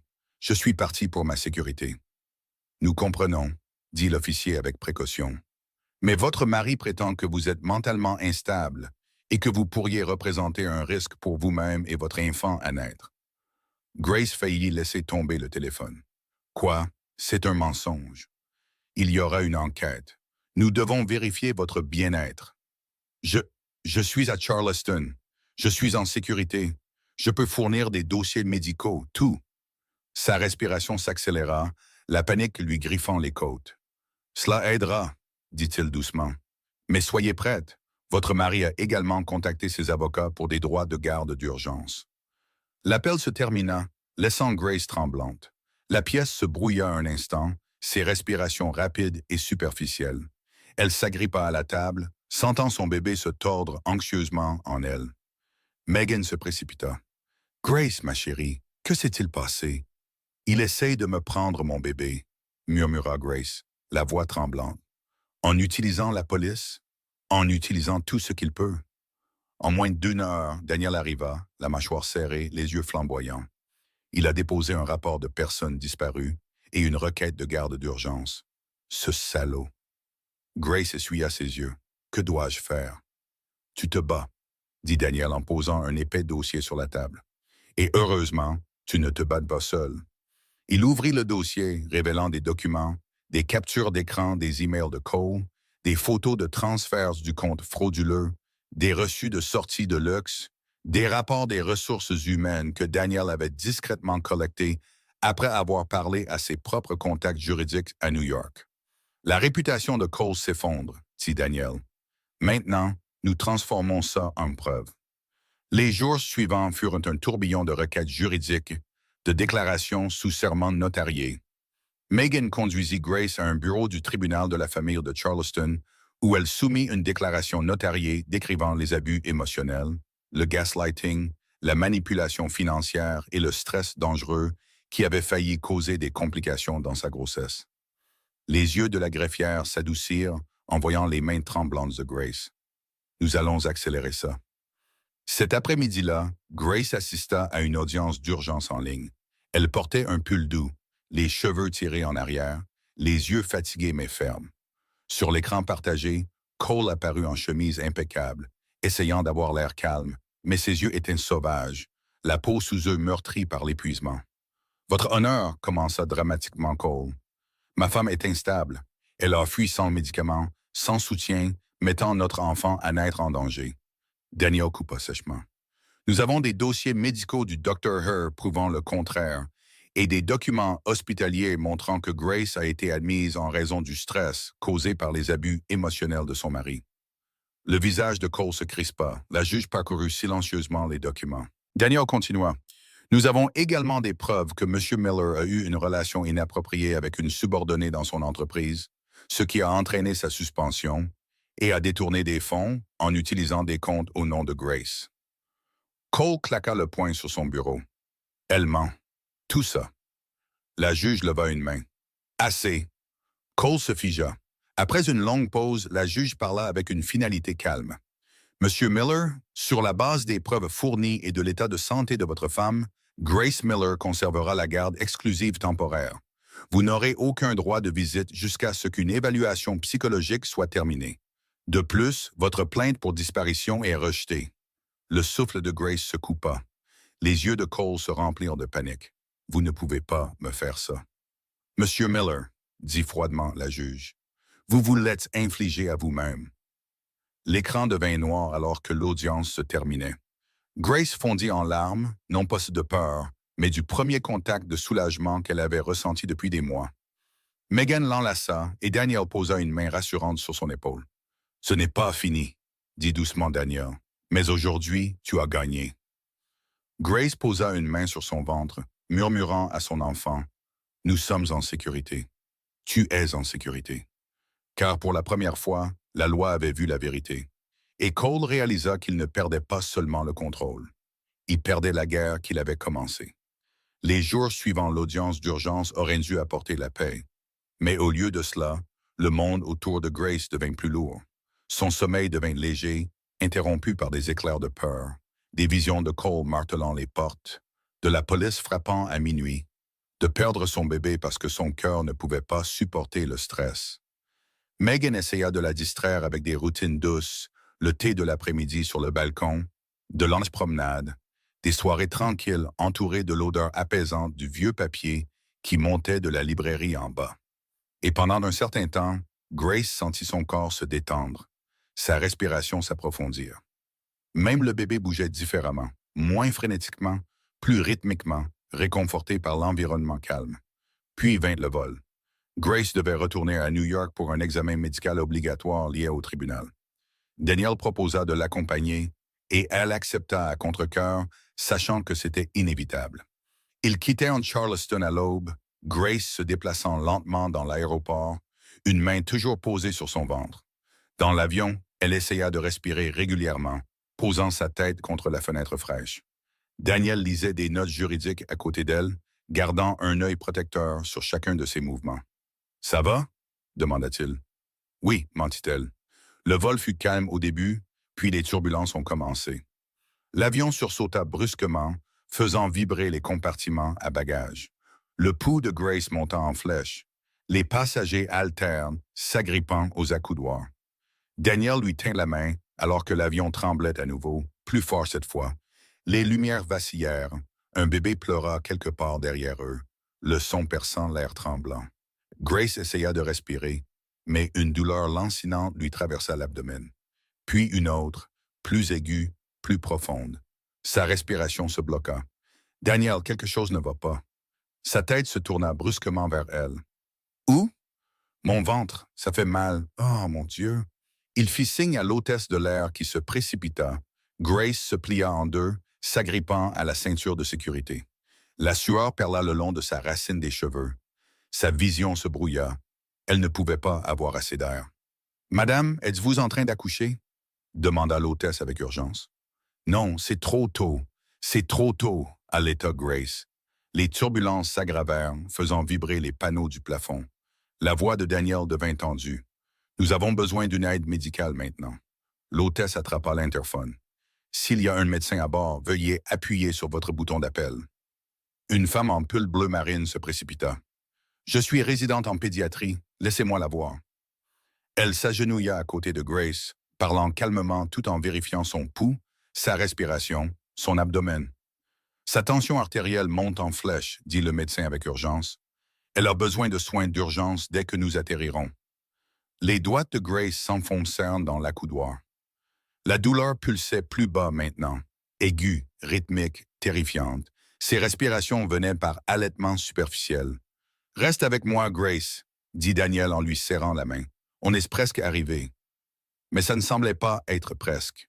Ça semblait être une éternité. Son esprit tourbillonnait d'images. Sa maison vide du New Jersey, le rire de Cole dans les Hamptons, l'échographie de son bébé, le doux sourire d'Evan en bas dans la librairie. Elle murmura faiblement, « S'il vous plaît, ne laissez rien arriver à mon bébé. » Le médecin se pencha plus près.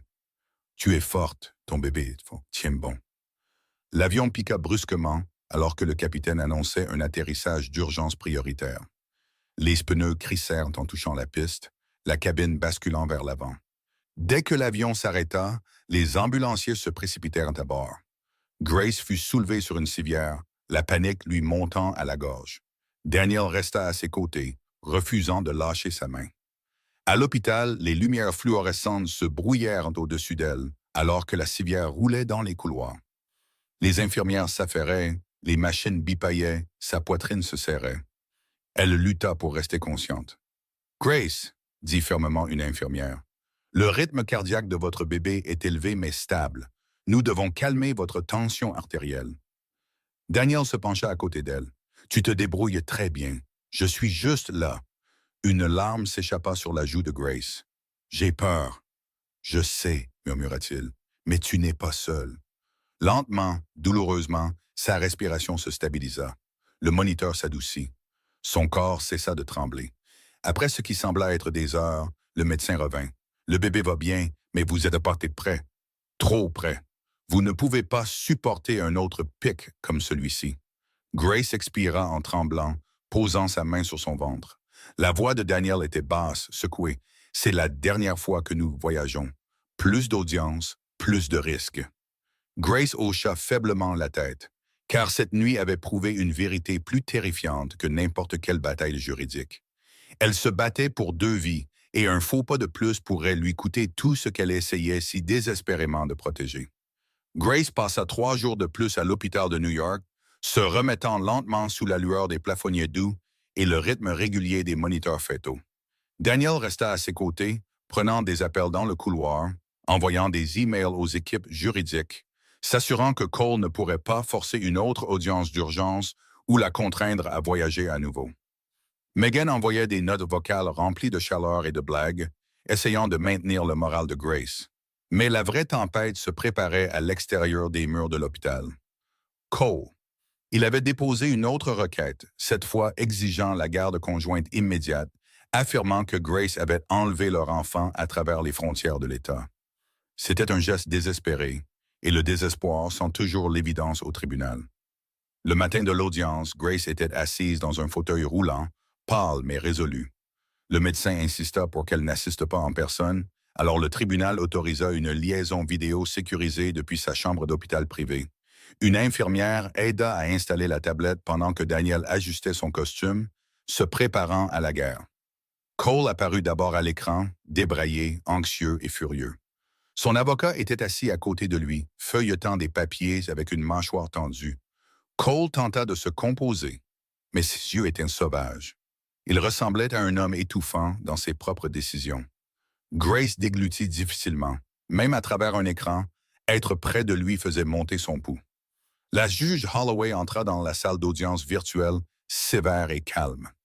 Nous sommes ici pour examiner la garde, les obligations financières et les allégations des deux parties. Monsieur Miller, votre requête est la première. Cole se pencha en avant. Votre honneur, ma femme m'a privé de mon enfant. Elle a fui l'État sans m'en informer.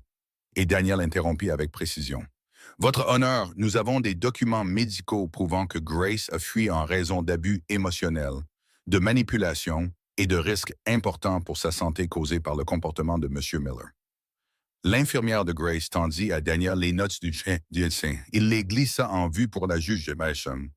La juge Holloway ajusta ses lunettes. Monsieur Miller, ces rapports indiquent que la vie de votre femme était en danger en raison du stress, et de plus, il y a des notes de police confirmant que vous avez déposé un faux rapport de personne disparue. Les joues de Cole rougirent. Elle avait disparu. Non, dit sèchement la juge, elle est partie pour sa sécurité. Et votre cas n'est pas le premier où un conjoint contrôlant utilise de faux rapports pour regagner du pouvoir. Hull ouvrit la bouche, mais Daniel parla à nouveau. Nous avons également des preuves de la mauvaise conduite financière de M. Miller. Il plaça une autre pile de documents devant la caméra, des captures d'écran, des journaux de transfert, des emails des ressources humaines, la déclaration écrite de Lauren détaillant la relation et l'utilisation par Cole des fonds de l'entreprise pour des sorties personnelles. Cole se jeta en avant. Ce n'est pas vrai, elle a menti parce qu'elle est amère. Daniel haussa un sourcil. Elle a soumis ces documents volontairement, M. Miller, sous serment. La panique de Cole se transforma rapidement en rage. Elle m'a piégé. Grace est instable. Elle ne peut même pas prendre soin d'elle-même. Grace tressaillit, mais ne craqua pas. La voix de Daniel se durcit. Pourtant, elle a réussi à protéger ses actifs, à obtenir des soins médicaux et à se conformer à toutes les exigences légales, alors que vous êtes actuellement suspendu de votre entreprise et sous enquête interne. La juge leva une main pour le silence. Monsieur Miller, veuillez expliquer pourquoi des fonds ont été déplacés vers des comptes frauduleux au nom de votre femme. Cole balbutia. Je ne sais pas, peut-être qu'elle les a ouverts. Daniel faillit rire. Elle ne connaissait pas les mots de passe de ses propres comptes, mais elle en a ouvert un à l'étranger depuis votre ordinateur de travail. La juge Holloway fronça profondément les sourcils. Cela devient préoccupant. L'avocat de Cole parla enfin pour la première fois. Votre honneur, nous demandons une suspension d'audience. Refusé, dit fermement la juge. La pièce devint silencieuse. Finalement, la juge Holloway croisa les mains. Sur la base des preuves et compte tenu de l'état de santé vulnérable de Mme Miller, le tribunal accorde à Grace Miller la garde légale et physique exclusive. M. Miller n'aura qu'un droit de visite supervisé, en attendant une évaluation psychologique et la résolution de l'enquête financière en cours. Le visage de Cole s'effondra. Et de plus, continua la juge, en raison de sa mauvaise conduite et de sa tentative de manipulation des systèmes juridiques, M. Miller est condamné à verser une pension alimentaire temporaire et à payer l'intégralité des frais médicaux pour Mme Miller et l'enfant à naître.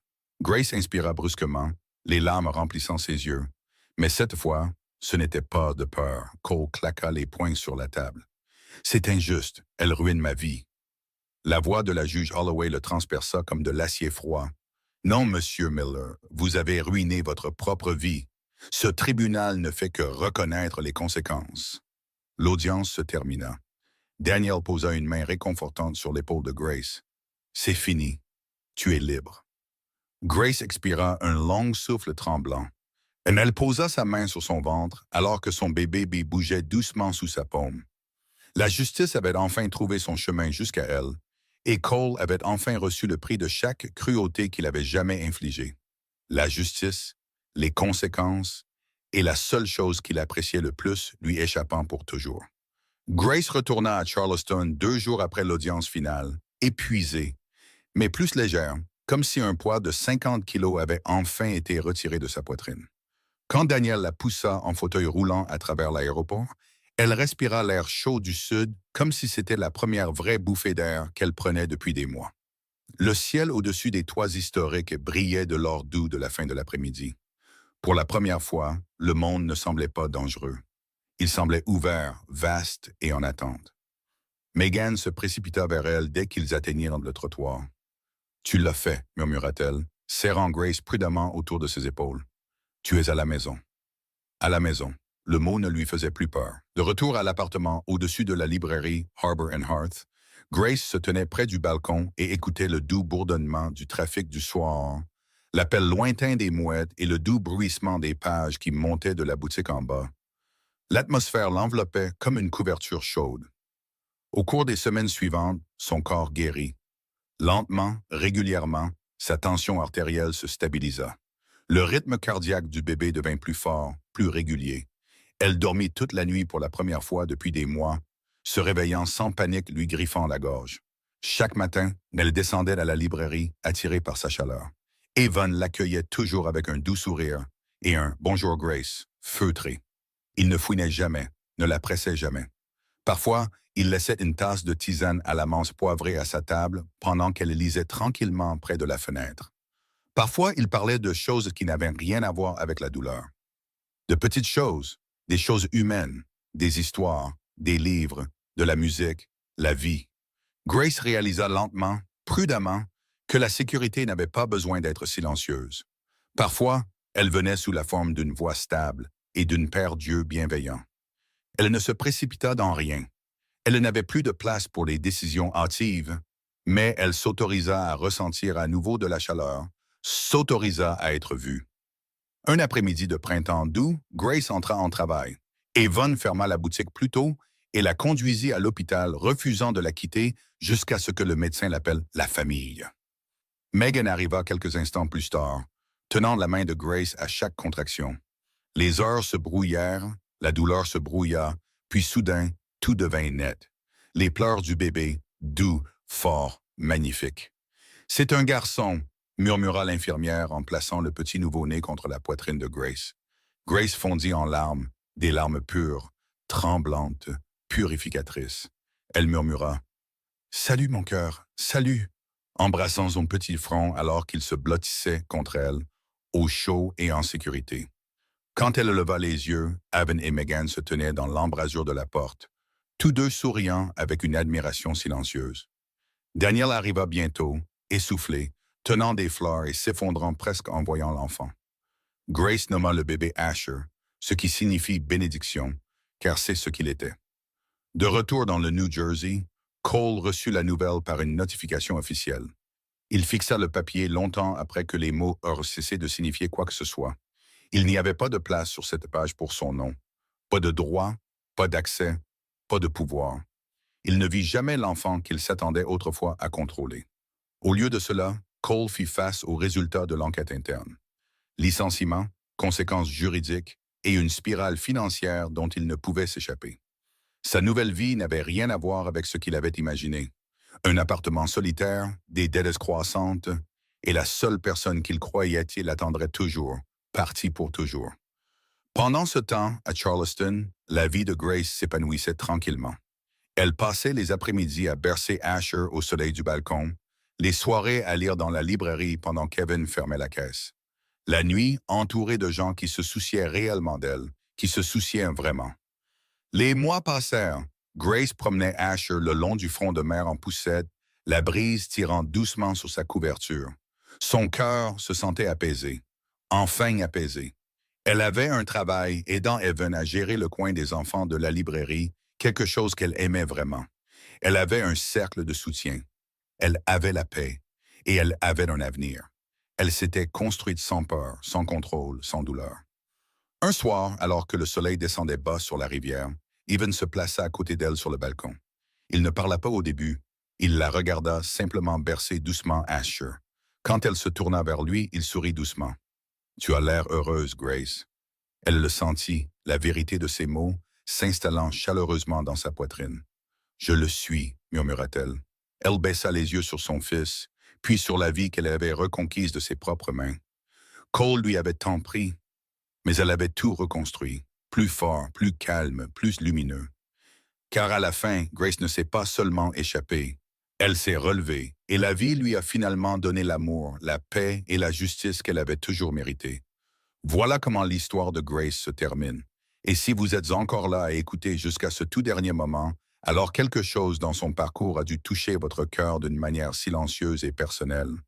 Peut-être avez-vous vu une partie de vous-même dans ses peurs, dans sa force ou dans la façon dont elle a appris à se relever. La vie a une étrange façon de nous briser juste assez pour que la lumière puisse entrer. Comme l'a écrit un jour Marc Aurèle, l'obstacle à l'action fait avancer l'action. Ce qui se dresse sur le chemin devient le chemin. Grace n'a pas échappé à sa souffrance par chance.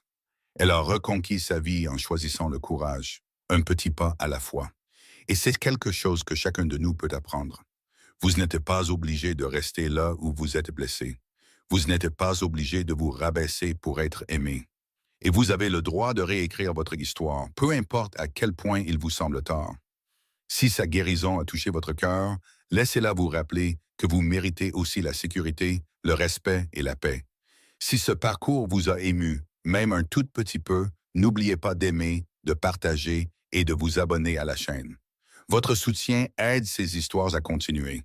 Et qui sait, peut-être que la prochaine histoire sera celle qui parlera directement à la partie de vous qui attend encore de guérir.